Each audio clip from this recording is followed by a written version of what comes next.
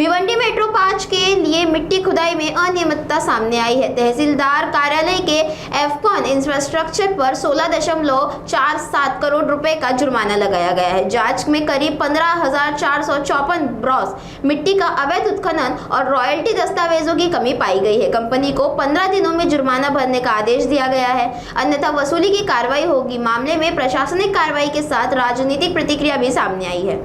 आपल्या मागे जर बघत असाल की हेच मेट्रोचं जे काम सुरू आहे, इथे मेट्रोची जी लाईन सुरू त्याचं हे काम सुरू आहे। महाराष्ट्र शासनाच्या माध्यमातून हे टेंडर देण्यात आलेलं आहे एफकॉन्स इन्फ्रास्ट्रक्चर कंपनीला आणि त्यांच्या माध्यमातून ही सगळी खोदाई केली। जर आपण बघितलं तर भिवंडीची जी हद्द सुरू होती, कशेळी झालं, कोपर झालं, काल्हेर झालं, अंजूरपेटा झालं, रानाळ झालं किंवा इथपर्यंत जे आपण आता उभे आहोत नारपोली इथपर्यंतची जी खोदाई झालेली आहे, ही खोदाई करताना या कंपनीने कुठल्याही प्रकारची रॉयल्टी काढलेली नाही, कुठल्याही प्रकारची परवानगी घेतलेली नाही आहे।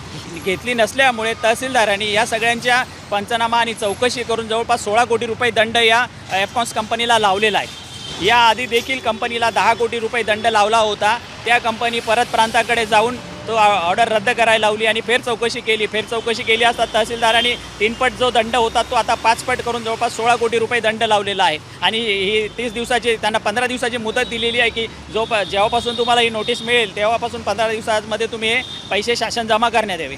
जर महाराष्ट्र शासनाच्या माध्यमातून तहसीलदार किंवा प्रांत कार्यालय यांनी ही जी त्यांना 15-16 कोटीची नोटीस काढलेली आहे आणि हे जर समजा महिन्याभराच्या आतमध्ये त्यांनी जर हे पैसे भरले नाही आहे तर महाराष्ट्र नवनिर्माण सेना या आंदोलन करून यांच्या मागेच लागणार आहे। जोपर्यंत हा जो पैसा आहे जो सर्वसामान्य जनतेचा पैसा आहे तो या कंपनीच्या माध्यमातून शासन जमा करण्यास भाग पडणार आहे। यापूर्वीही एफकॉनला या बाबतीत दंड झालेला होता, त्याविरुद्ध त्यांनी अपील केलं होतं। तथापि त्या अपिलामध्ये निर्णय होऊन ते पुन्हा फेर चौकशीसाठी या कार्यालयाकडे प्राप्त झालं होतं। या कार्यालयाकडील जो फेर चौकशीचा जी कारवाई करण्यात आली तर त्या कारवाई दरम्यान त्यांनी कुठलेही समाधानकारक परवानगीचे कागदपत्र सादर न केल्याने आपण त्यांना पुन्हा दंड ठोठावलेला आहे।